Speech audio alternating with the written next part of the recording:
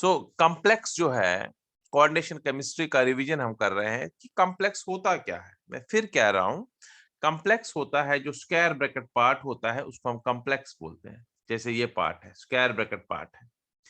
इस square bracket part में क्या क्या चीज है? इसमें है सेंट्रल एटम और उसके साथ बॉन्डेड है 6 अमोनिया। इनको लिजेंड्स बोलते हैं। ये लिजेंड्स होते हैं, ये एक लोन पेयर इलेक्ट्रॉन देते हैं और ये सेंट्रल एटम है। इसमें जो क्वेश्चन आपको आता है, जो अभी तक आया हुआ क्वेश्चन है, एक यही है कि बताइए कोऑर्डिनेशन कॉम्प्लेक्स क्या होता है। आप कहेंगे कोऑर्डिनेशन कॉम्प्लेक्स में एक सेंट्रल मेटल एटम होता है जो बॉन्डेड होता है लिजेंड्स के साथ बाय कोऑर्डिनेट बॉन्ड्स। लेकिन जो क्वेश्चन आता है, इसमें क्वेश्चन आता है, आप बताइए कोऑर्डिनेशन कॉम्प्लेक्स, और जो मैं क्वेश्चंस आप कह रहे हैं इंपॉर्टेंट इंपॉर्टेंट इंपॉर्टेंट बताता हूं मैं आप सारा। कोऑर्डिनेशन कंपाउंड्स और ये कॉम्प्लेक्स है या कोऑर्डिनेशन कंपाउंड है, एक ही बात होता है। और डबल साल्ट में क्या फर्क है? ये पहला क्वेश्चन जो आपको आएगा इसमें से। अब देखो बेटा, डबल साल्ट भी 2 साल्ट से बना है, कॉम्प्लेक्स भी 2 साल्ट से बना होता है। करेक्ट। सपोज कॉम्प्लेक्स, मगर कॉम्प्लेक्स के लिए क्या होता है, किसी भी रेशियो में अगर साल्ट्स को मिलाया जाए तो कॉम्प्लेक्स बनता है। इक्विमोलर अगर अमाउंट है तो डबल साल्ट बनता है। जैसे आपने प्रैक्टिकल्स में किया भी होगा, पोटेशियम सल्फेट इक्विम, और वहां पर एग्जैक्ट अमाउंट दिया था ना, वहां एग्जैक्ट अमाउंट होता है। Potassium sulphate and aluminium sulphate equimolar amount में जब इनको कंबाइन करेंगे तभी बनता है पोटाश अलम। ये है पोटाश अलम। सो पोटाश अलम भी 2 साल से बना है, लेकिन इसमें क्या होता है, इसमें आइडेंटिटी लॉस नहीं होती है। पोटेशियम आयन भी है, सल्फेट भी है, एल्यूमिनियम भी है, सल्फेट भी है। तो इस कॉम्प्लेक्स में क्या होता है, अगर हम इसमें 2 साल्ट को, सपोज एफिसियन 2, एक साल्ट है एफिसियन 2, इसको मैं केसीएन के साथ मिलाऊं तो एफिसियन 2 एक साल्ट है और दूसरा है सपोज केसीएन। इन 2 साल्ट्स को किसी भी रेशियो में मिलाऊं तो इसमें बनता है K4 एफिसियन 6। सो फर्क पहला यही है। पहला पॉइंट यह है कि कॉम्प्लेक्स में किसी भी रेशियो में मिला सकते हैं, डबल साल्ट में इक्विमोलर रेशियो में 2 साल्ट्स, दोनों 2-2 साल्ट से बनते हैं। कॉम्प्लेक्स में जब कॉम्प्लेक्स बनता है, इसमें जो ये आइडेंटिटी होती है, अब ना ये एफिशिएंट रहा ना ये केसियन रहा, अब ये अलग ही चीज बना। एफिशिएंट 6 अलग स्क्वायर ब्रैकेट पार्ट जो नॉन आयनाइजेबल है। डबल साल्ट में क्या होता है, पहले भी K+ था अब भी K+ है, पहले भी एल्यूमिनियम 3+ की प्रॉपर्टी अब भी देगा ये एल्यूमिनियम 3+ की प्रॉपर्टी। यहाँ पर प्रॉपर्टी चेंज नहीं होती है, लेकिन कॉम्प्लेक्स में प्रॉपर्टी चेंज होती है। करेक्ट। और तीसरा, कॉम्प्लेक्स नॉन आयनाइजेबल होता है। ये पार्ट जो है ये नॉन आयनाइजेबल होता है, पानी में डालेंगे आयनाइज नहीं होगा, ये Fe और Cn अलग अलग नहीं होगा, लेकिन डबल साल्ट आयनाइजेबल होता है। ये एक क्वेश्चन आता है। दूसरा क्वेश्चन जो इसमें इंपॉर्टेंट है, that is Werner's theory of coordination क्या है, ये भी आया हुआ है question. Werner's theory of coordination, Alfred Werner ने स्टडी किया कोऑर्डिनेशन कंपाउंड्स को और उसने कुछ पॉइंट्स दे दिए, वही हो गए इसके फीचर्स, इसके पोस्टुलेट्स। पहला फीचर इसने दे दिया कि जो भी सेंट्रल मेटल एटम है, पहले आपको याद रखना, सपोज मैं यहाँ पर कोई साइड में लिख के रखता हूँ CrNH3 6 है, let it be like this. अब इसको मैं बताता हूं, जो ये CrNH3 पॉजिटिव है, इसमें सेंट्रल एटम क्या है, Cr। अब पहला फीचर यही है, जो सेंट्रल एटम है जो Cr है, इसकी 2 वैलेंसी होती है, एक प्राइमरी वैलेंसी होती है और एक सेकेंडरी वैलेंसी होती है। पहला पॉइंट। दूसरा पॉइंट, अब दूसरा पॉइंट है कि ये प्राइमरी वैलेंसी है, ये है क्या? What is primary valency? Primary valency जो होती है, सेंट्रल मेटल एटम और आयन की आप देख लो, कॉपी खोल के देख लीजिए। जो प्राइमरी वैलेंसी है इसको हम बोलते हैं ऑक्सीडेशन स्टेट। चार्ज क्या है इसमें, +3 होती है चार्ज इसमें, क्रोमियम क्रोमियम +3 ऑक्सीजन स्टेट में, उसी को प्राइमरी वैलेंसी बोलते हैं। तीसरा पॉइंट, सेकेंडरी वैलेंसी जो होती है, सेकेंडरी वैलेंसी होता है कोऑर्डिनेशन नंबर, कितने लिजेंड्स है। सपोज इस कॉम्प्लेक्स में क्रोमियम की प्राइमरी वैलेंसी +3 है और सेकेंडरी वैलेंसी 6 है, बिकॉज 6 लिजेंड्स इसके साथ आए हैं। और फिर मैंने कहा था जो सेकेंडरी वैलेंसी है यही डिटरमिन करता है इसका स्ट्रक्चर, बिकॉज हाइब्रिडाइजेशन पर डिपेंड होता है। अगर sp3 हाइब्रिडाइजेशन है तो टेट्राहेड्रल स्ट्रक्चर होगा। सेंट्रल एटम में हाइब्रिडाइजेशन होती है बॉन्ड बनने से पहले। अगर dsp2 है तो स्क्वायर प्लेनर होगा स्ट्रक्चर। और बाकी दो आपको याद रखने हैं, sp3d2 या d2sp3। इसमें जो हाइब्रिडाइजेशन होती है इसमें हमें ऑक्टाहेड्रल बनता है। sp3d भी अगर होगा वो ट्रायगोनल बाई पिरामिडल, लेकिन हमें tetrahedral square planar octahedral complexes है। सो ये था वर्नर्स थ्योरी ऑफ कोऑर्डिनेशन के main features. Werner's theory of coordination क्या होता है। हो गए 2 क्वेश्चन, बड़े इंपॉर्टेंट, दोनों आएंगे एग्जाम। अब इसके बाद तीसरा क्वेश्चन है नॉमेनक्लेचर। इसमें ये भी आ सकता है, मैं फिर याद दिलाने की कोशिश करूंगा नॉमेनक्लेचर। नॉमेनक्लेचर है, सपोज मैं कोई कंपाउंड लेता हूं CrNH3 Cl2, बाहर है Cl, इसका नाम देना है। अब नाम देने के लिए मेथड है कि पहले पॉजिटिव पार्ट का नाम देते हैं। पॉजिटिव पार्ट इसमें है CrNH3 Cl2, ये पॉजिटिव पार्ट है इसका, और Cl बाहर वाला नेगेटिव पार्ट है।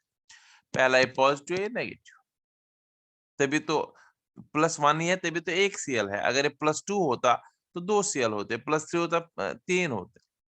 तो पहले पॉजिटिव पार्ट का नाम देना है, तो यह पॉजिटिव पार्ट में फिर कॉम्प्लेक्स का नाम हमें पहले देना है। कॉम्प्लेक्स में जब नाम देते हैं सबसे पहले हम लिजेंड्स का नाम देते हैं अल्फाबेटिकल ऑर्डर में, याद रहे। और मैंने आप कॉपी पर देख सकते हो लिजेंड्स का नाम अलग अलग आपको याद करना पड़ेगा। NH3 के लिए अमाइन, Cl के लिए क्लोरिडो, Br के लिए ब्रोमिडो, नेगेटिव वाले के लिए ओ लास्ट में आता है, नाइट्रो, ठीक है ना। तो वाटर के लिए एक्वा, अमोनिया के एमाइन, ये आपको याद रखने हैं, जब वेरी इंपॉर्टेंट। सल्फेट है तो सल्फेटो, नेगेटिव के लिए ओ आता लास्ट में। तो इसमें 2 लिजेंड्स है, एक क्लोरिडो एक अमाइन। तो अल्फाबेटिकली पहले अमाइन आएगा ना, तो अमाइन में कितने अमाइन है तो फिर ये दिखाना पड़ेगा। So tetra amine, tetra amine, 4 amine है, NH3 अमाइन हो गया। 2 क्लोरिडो है, या क्लोरो भी लिखो कोई चिंता नहीं, डाइक्लोरिडो। फिर बताओ, हो गया लिजेंड्स का नाम। फिर सेंट्रल एटम का नाम, शाबाश, क्या है बोलिए, क्रोमियम। क्योंकि अगर पॉजिटिव पार्ट में है तो क्रोमियम, अगर नेगेटिव पार्ट में होता तो क्रोमेट आता, ये याद रखना है, क्रोमियम और क्रोमेट आता, राइट। तो क्रोमियम आएगा क्योंकि पॉजिटिव पार्ट में है। फिर वो लिखते हैं हम ब्रैकेट, और बाहर क्या काउंटर आयन है, जैसे NaCl, sodium chloride, magnesium chloride, तो ये क्लोराइड है बाहर, क्लोरिडो नहीं, because it's a counter ion, simple ion है। क्लोराइड अंदर है तो क्लोरिडो, देन इट्स अ लिजेंड। हो गया नाम, 4 एमाइन, टेट्रामाइन, 2 क्लोरिडो लिख लिया। क्रोमियम, पॉजिटिव पार्ट में क्रोमियम, अगर ये नेगेटिव में होता तो क्रोमेट। फिर क्रोमियम सेंट्रल मेटल एटम के बाद एक छोटा सा पैरेंथेसिस लिखते हैं जिसमें ऑक्सीडेशन स्टेट लिखना होता है इन रोमन, एंड बाहर क्लोराइड है। अब इन सब का आपको याद रखना है, Cl-1, इस Cl का एक का -1, 2 का आएगा -2। फिर अमोनिया 0 होता है, न्यूट्रल लिजेंड, ये आपको याद रखना है। और क्रोमियम जो है, जो क्रोमियम जो है ये निकालना है X। तो लिख लो सबका ऐड करके 0, x प्लस 4 इंटू 0 0, 2 इंटू -2 क्योंकि 2 Cl है, बाहर -1 है, तो नेट टोटल कंपाउंड का 0 होता है।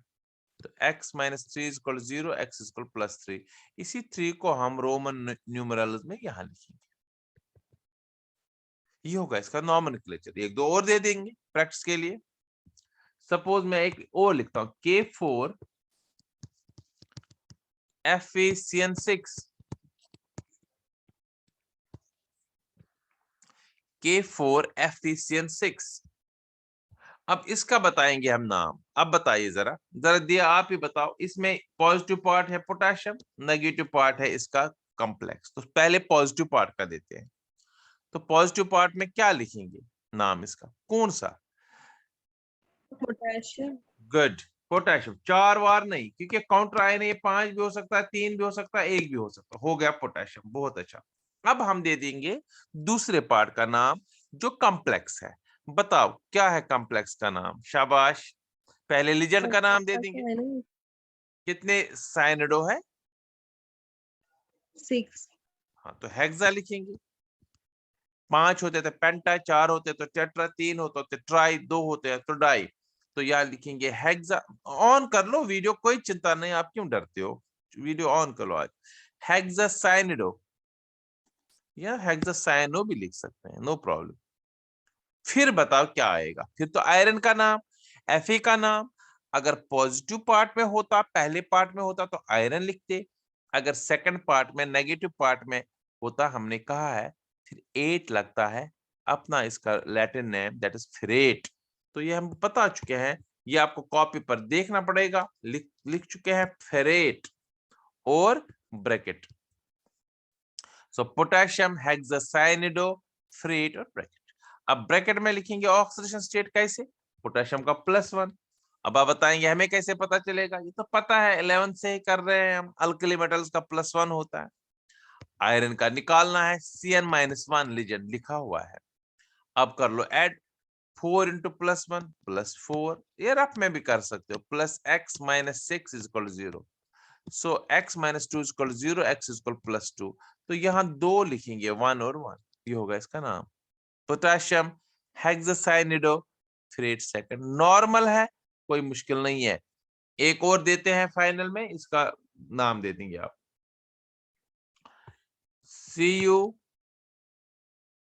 लेट अस सपोज, चलिए NH3 और H2O, और बाहर है Br2। लेट अस सपोज ये कंपाउंड है। बताओ आप इसका नाम। शाबाश, बोलिए बोलिए, शाबाश शाबाश शाबाश शाबाश। मानसी आप बताओ। आप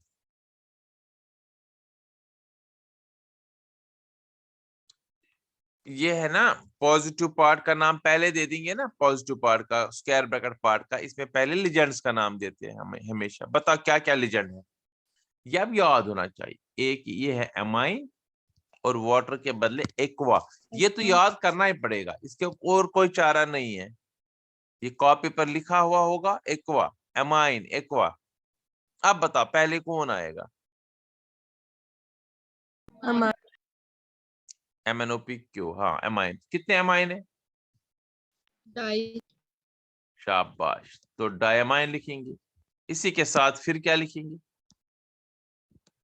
2 है एक्वा, डाई एक्वा। हो गया ना लिजेंड्स का नाम। इसके बाद मेटल का नाम, कॉम्प्लेक्स का पूरा नाम देना है ना पहले।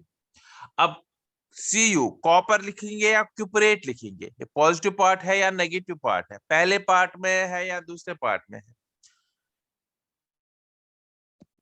शाबाश, पहला पार्ट है ना, ये फर्स्ट पार्ट है ना, दूसरा है ना इधर से Br इसको। तो पहला पार्ट पॉजिटिव है, 2 पॉजिटिव होगा, +2, और तभी तो 2 नेगेटिव आ गई। तो पॉजिटिव है, तो सिंपल नाम आएगा कॉपर। हाँ, अगर ऐसे ना होता, सपोज मैं बताता हूँ दूसरा भी। लेट अस सपोज ऐसे होता, लिखा होता CuCN4 2 नेगेटिव, या 2 नेगेटिव अगर नहीं भी लिखा होगा, फिर ऐसे होता K2, यहां पर कॉपर का नाम आ जाता क्यूपरेट, दूसरे पार्ट में है, नेगेटिव पार्ट में है, इसका अलग ही नाम आता, लेकिन यहाँ पर अलग नाम है। इसका नाम क्या आएगा वो हम बाद में बताएंगे। पहले इसका कॉपर के बाद स्क्वायर ब्रैकेट और बाहर क्या है, ब्रोमाइड, ब्रोमिडो नहीं ब्रोमाइड है। अब इसमें हम निकाल, देखो कॉपर का तो x है, अमोनिया 0 है, ये भी 0 है, Br का 1 का -1 है, 2 का -2 है, तो x - 2 = 0, x = 2, क्योंकि अमोनिया भी 0, वाटर भी 0, ये इसका नाम आया। तो साइड में दूसरा जो कंपाउंड मैंने लिखा इसका नाम दिखाते हैं। पहले तो पोटेशियम है, अब इसमें पॉजिटिव पार्ट पोटेशियम है, इसके बाद अब आ रहा है क्या चीज, कॉम्प्लेक्स। लिख लो आप कॉम्प्लेक्स का नाम, बताओ। 4 है ना, क्या चीज, हाँ टेट्रासायनो या टेट्रासायनिडो। अब बताओ कॉपर आएगा या क्यूपरेट आएगा? क्यूपरेट।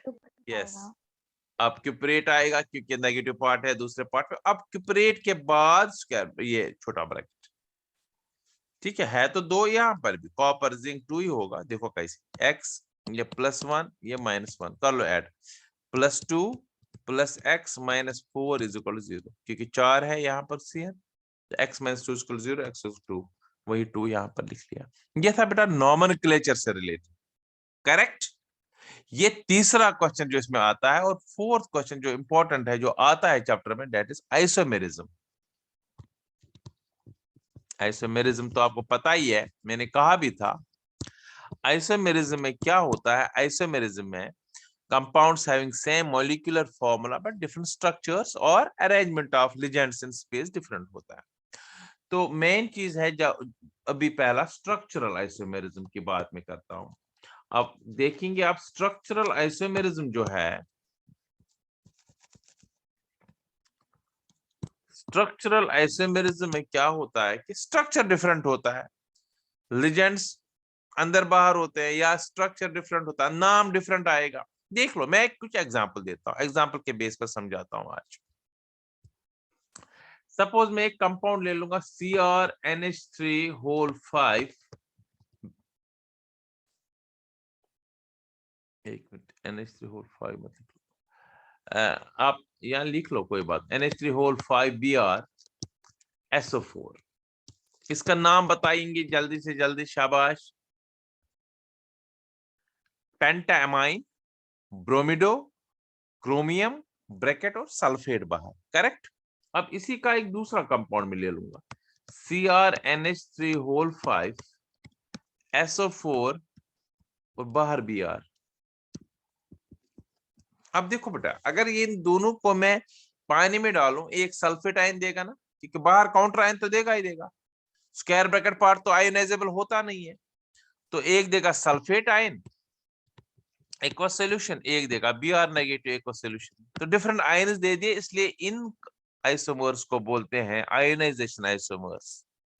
सो आप खुद बताओ आयोनाइजेशन आइसोमरिज्म में क्या होता है, दे प्रोड्यूस, शाबाश, these isomers produce different ions in aqueous solution.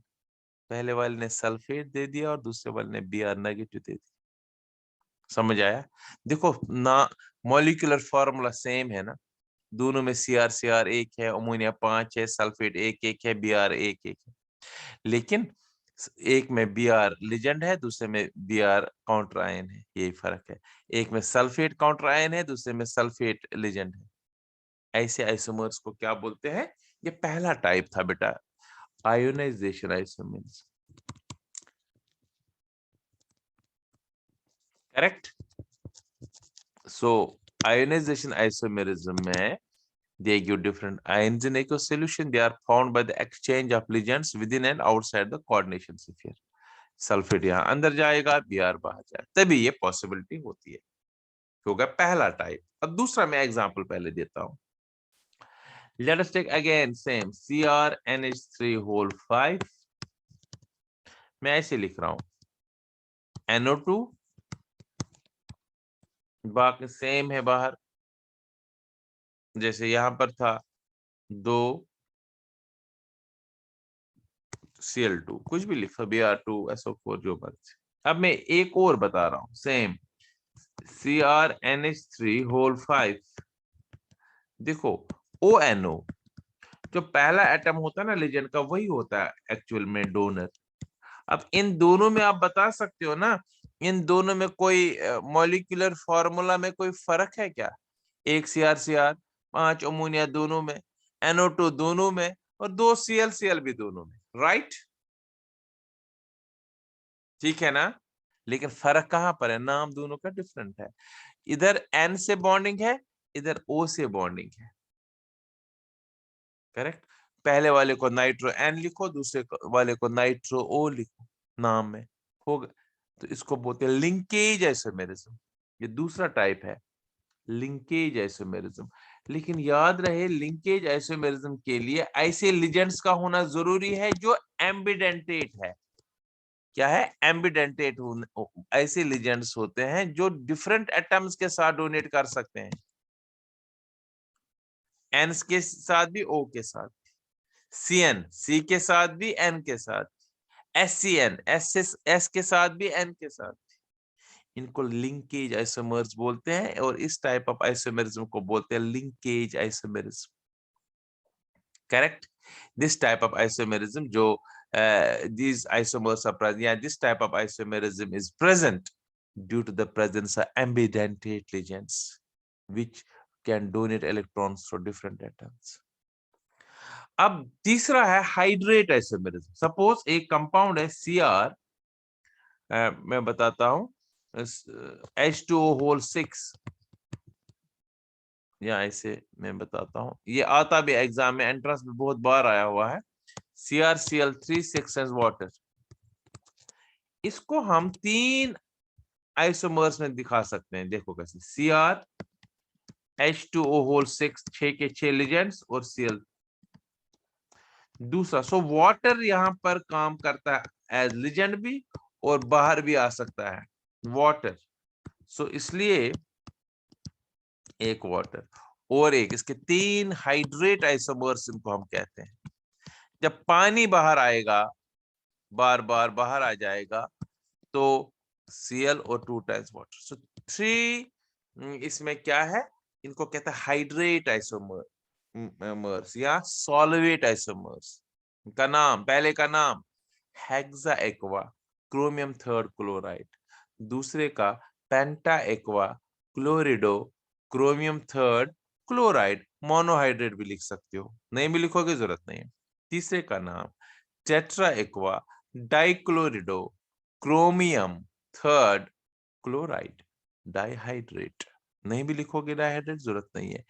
So water ने काम किया एज लिजेंड भी, एज वाटर ऑफ हाइड्रेशन भी, इसलिए इसको हाइड्रेट आइसोमेरिज्म कहते हैं।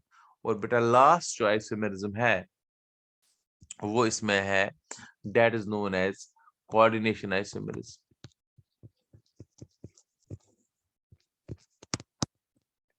कोऑर्डिनेशन आइसोमेरिज्म, कोऑर्डिनेशन आइसोमेरिज्म होता है ऐसा आइसोमेरिज्म जिसमें दोनों पॉजिटिव पार्ट भी, नेगेटिव पार्ट, अभी तक हमने देख लिया या तो पॉजिटिव कॉम्प्लेक्स था या तो नेगेटिव कॉम्प्लेक्स था। अब दोनों जब कॉम्प्लेक्स है, जैसे CrNH3 होल 6,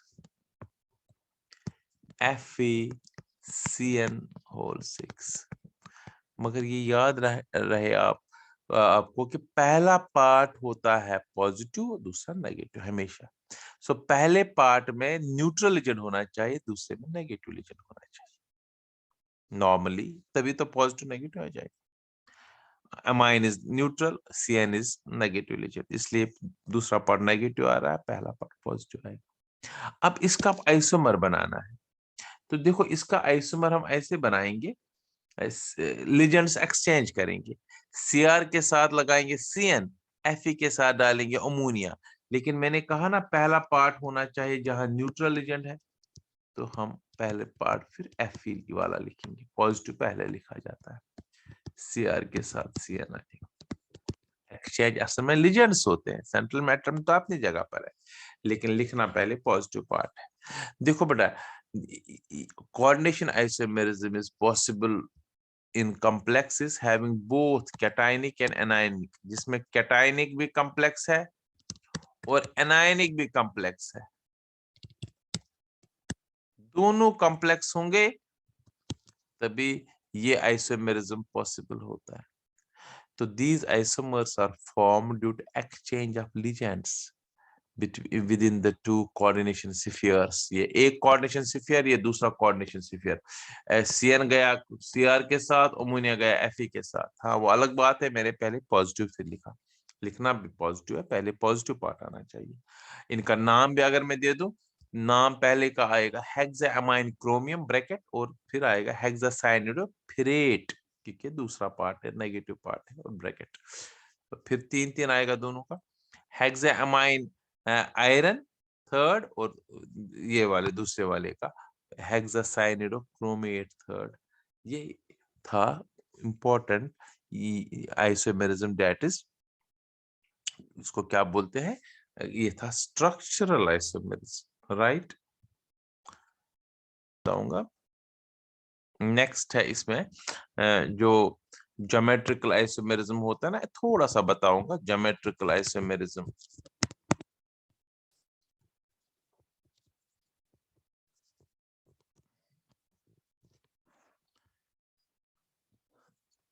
ज्योमेट्रिकल आइसोमेरिज्म को कहते हैं सिस ट्रांस आइसोमेरिज्म भी, सिस ट्रांस आइसोमेरिज्म भी इसको कहते हैं।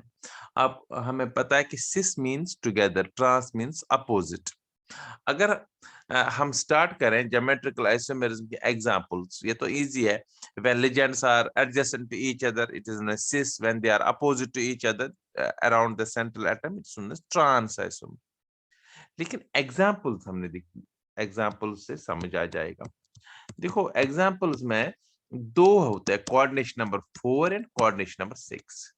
कोऑर्डिनेशन नंबर 4 में दो पॉसिबिलिटीज होती है, मैंने कहा था एक टेट्राहेड्रल और एक स्क्वायर प्लेनर।